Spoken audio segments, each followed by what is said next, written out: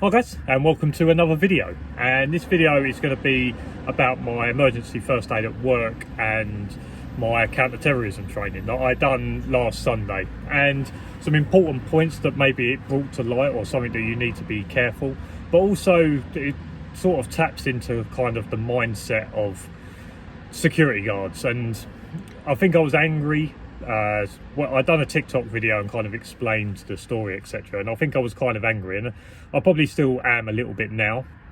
But now I've had time to think about it a little bit more, is that it does jump out to you the not the state of security, but the kind of the way in which security go about themselves. And it was obviously quite adamant of this course. So on Sunday I had my emergency first aid at work training and my counter-terrorism top-up training. So I had to go to Heathrow to get that done. Now, if you are in the southeast, apparently Heathrow is the best one because you can actually park at site. A lot of the ones that you get in London that you can't park at, and it's like an 8 o'clock start, so you obviously be able to get there quite early as well. So I booked in with the Heathrow. So it was a case of going to the Heathrow venue for an 8 o'clock start, and then the course was until 6 p.m. So I got there about 7 o'clock. Now, as is the way in which I work, I always like to be early anyway, but especially for a course, something like that, I wanted to make sure I was there early enough that I didn't have to worry about traffic, etc. So I ended up getting there about 7 o'clock. And when I turned up, there was other people around as well. It was a functioning hotel, so there was obviously just members of the public going around, but I could notice that there were some security guards that were going to be on the same course as me, sort of milling around, etc. And the tutor didn't turn up until 10 to 8 for an 8 o'clock start. And in the end, basically what happens is that before the course date, we got sent some e-learning. So they basically said, look, we've got some e-learning we want you to do. Prior to the course, you have to complete this, otherwise you cannot do the course. And I've done my e-learning, and so did a lot of other people. But out of like the 19 people that were there on the morning session, 7 people hadn't completed their e-learning. And what happened was that they wasn't allowed to sit the day. Now, one of them ended up being able to come back in because basically what he had done is he had spoken to the company direct and asked if he actually had to do it. And the person that he spoke to said, no, you don't need to do it because you've done this training. There was a bit of a mix-up in communication. He actually did have to need to do that training, or the e-learning. So he actually got sent away. He arrived back home, then got a phone call from the company and said, look, it's our mess up, you can actually come back and sit the course of the day. Now, when I looked at that, first off, I actually thought to myself, you know what, they've told him he didn't need to do it, they've thrown him out because of it. But actually, when I actually think about it a little bit as well, is that if you get something given to you and they say, look, you need to do this e-learning, why would you not do it anyway? Why would you even try and question, or why would you even risk not doing it when you know that could be a thing to get you thrown out of the course of the day? So just for the sake of watching the video, doing the quick quiz and ticking it off as completed, just because someone says that you don't need to do it, why would you not do that anyway? So I think first off, I actually looked at it and said, like, that's out of order that they've thrown him out because of it. But actually, when I think about it a little bit as well, is that why would you not just do it anyway? What is there that you may, what is the plus side of you actually not even doing the e-learning training? So I actually looked at it that way. There are other people. There was an 88-year-old that got thrown out because he hadn't done it, because he hadn't downloaded an app, and he hadn't done the e-learning. Although he had done his action counter-terrorism training, it wasn't the same as the e-learning. Therefore, he got thrown out. I've said in my TikTok video, I felt sorry for him, because I think this world travels very quick, and as an 88-year-old, he's probably just got a little job that he kind of shuffles around and does, but needs an SIA license. He's probably not frontline. He's not the person that you're going to send into a terrorist attack in order to keep people safe. He's probably just got a little job that he shuffles around, and they threw him out of the course. They threw some others in the afternoon. Same thing. People were getting slung out. Out of the 26 people that were scheduled to do the course, only 19 people ended up taking the course. 9 people got thrown out for not doing the e-learning. 2 got brought back for who knows what reasons. They wasn't really told. Well, we wasn't told why they was allowed back in. Also, they just turned back up, etc. And so we've done emergency first aid at work, which was a case of having a chat and then doing some. What's it called? Oh my god, my brain's gone absolutely dead. This is the thing. It annoyed me so much that I start losing my train of thought sometimes. What's the thing when they're on the floor and you start giving them mouth to mouth? CPR training. Jesus. So we done CPR training, so which involved you going around and going through the checking of the area, checking airways. So you've got Dr. ABC, which is danger response. A is airways, B is breathing, C is CPR. So you have to do your Dr. ABC, and then obviously you go through the action of giving CPR. And then we also done my head's gone already. Where you lie the person on the side, the safety position. If someone's passed out, you don't want them to choke on their tongue, and then you put them onto your side. The recovery position. My head's absolutely fried every time I talk about this, because I get so angry about the way in which the day went. I actually start losing my train of thought. And so we done all that sort of stuff, and that was between 8 and 12. Now, we probably chatted for about half hour. Took me about 3 minutes to do my CPR training. Took me about 2 minutes to do my recovery position training. So I was actually only doing stuff for about half an hour. The rest of it was kind of chatting amongst ourselves. Other people were obviously doing their turns to go and do it.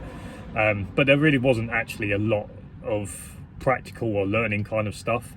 And then you get your booklet and you have to go through the booklet, and then there's a quick 10 question quiz that you go through, etc. And we go through that, give it to the teacher. He writes down, yep, you've got all them right, that's a pass, and you pass that. Now, that was the morning session, and then we go into the afternoon session, which is sort of the counter-terrorism training.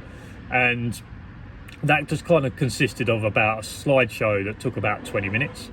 Now, remember, we're doing this between maybe 12 and 3 o'clock. The thing that took the most time during the day was them checking IDs, them checking paperwork and all that sort of stuff like that.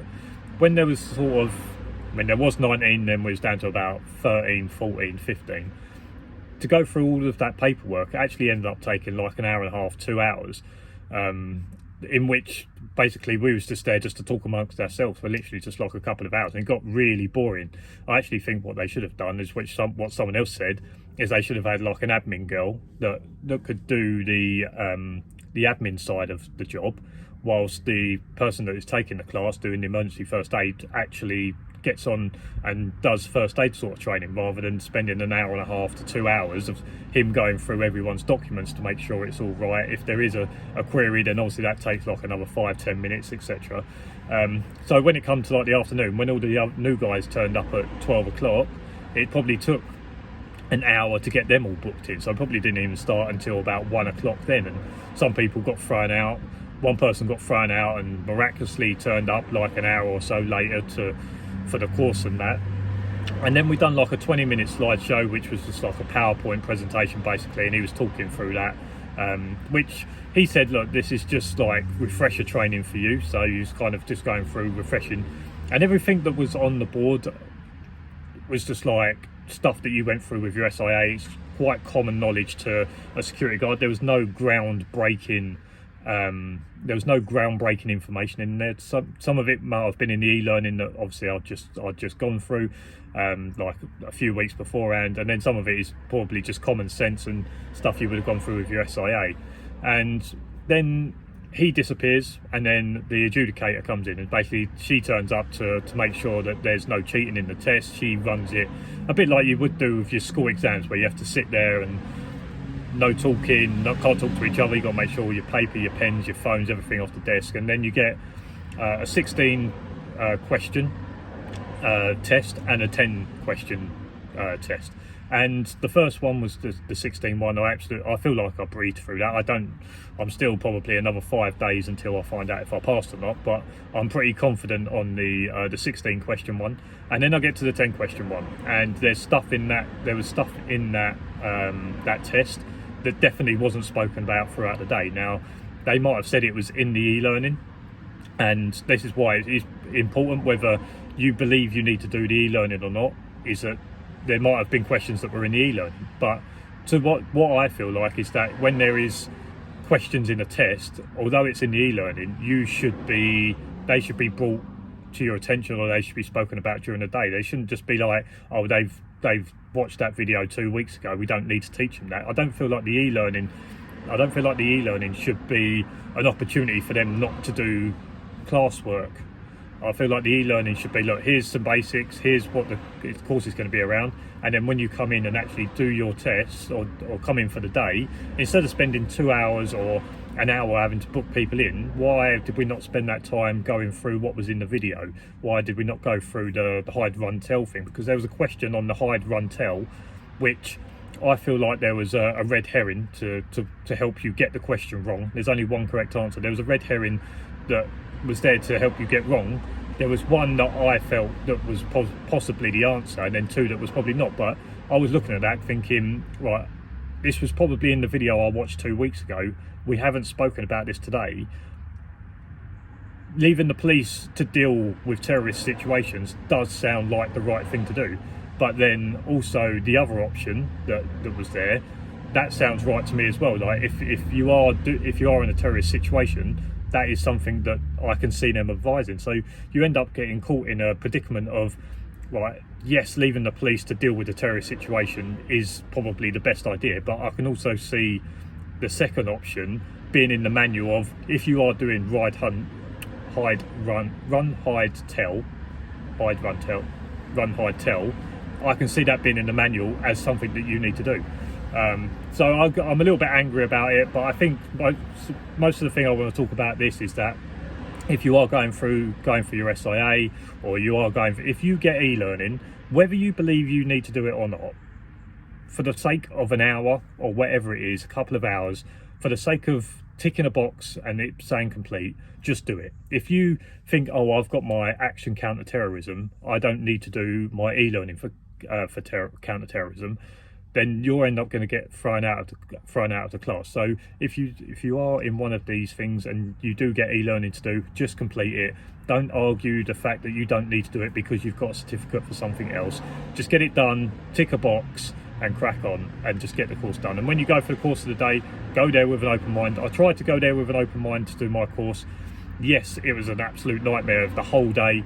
Yes, I feel like not if I have failed, but if I'd end up failing that second exam with the 10 questions, I feel like that it is my fault, but it's not my fault at the same time, because there are definitely questions in there that wasn't spoken about throughout the day. And if you are going to give someone a test, you should be testing them on the knowledge that they've gained in that day, not the knowledge that they've gained 2 weeks ago in a video that they was watching.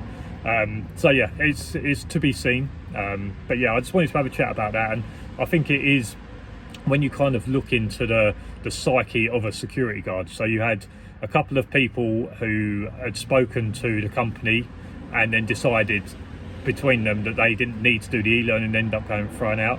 And then there was others that just didn't read that they had to download the app. They didn't read that they had to do the e-learning stuff, and because of that, they ended up getting turned away. And with this course, they're quite happy just to turn you away on the door. There's no way of talking them around, unless it is the company's fault and not your fault. There is no talking them around. They will just turn around and say, look, the computer said no, you're not going to be able to do it, you have to leave and book on for another day. So if you get e-learning, just make sure you do it. Don't argue about whether you think you need to do it or not. Just get it done, tick a box, let it be completed. There may be something in that e-learning that you learn. I think through the e-learning stuff, there was some bits that I sort of picked up, especially the counter-terrorism stuff, because I never had to go through that on my first license. So this is sort of brand new training for me. So yeah, if you get e-learning, make sure you do it. If you are going for your SIA, just make sure you do e-learning. Go there with an open mind and tick every box that you need to tick. Jump through every hoop that you need to jump through in order to be able to get your next license, because it's just not worth the hassle, it's not worth the stress. And if you have to go back, just remember that that's another day that you're not going to get paid. I hate that car. Just remember that if you have to go back, that's another day you're not going to get paid in order to go do it. It might even cost you more money to actually go back on the day. So yeah, that's just this video. A bit of a rant. I wasn't happy about it, but we'll see. If I pass, I'll forget about it. If I don't pass, then I'll be kicking off about it. So guys, if you like this video, make sure to give it a thumbs up, subscribe down below for loads more videos, and that's for now. I'll see you again next week. Cheers for watching, see you later, bye.